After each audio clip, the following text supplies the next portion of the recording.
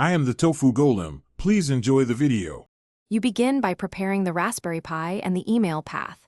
Make sure the Pi is online and you can access a shell. Next, install and configure a simple SMTP client, such as MSMTP, so the Pi can send mail. This is essential because email is the only channel we'll use.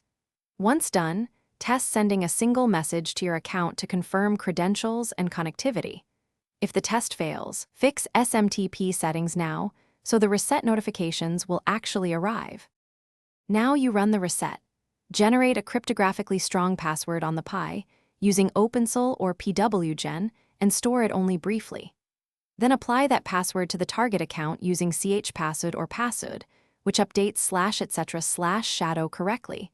This avoids manual hash errors.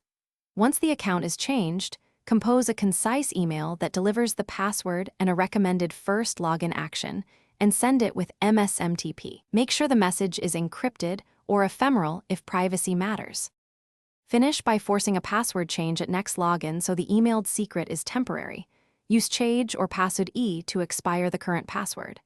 Then verify the account can SSH in and that expected privileges exist. Validate sudo and file permissions.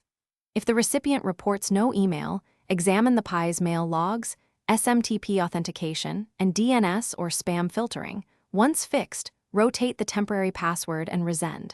If you get stuck, stop and diagnose mail delivery before repeating the reset. Thanks for watching.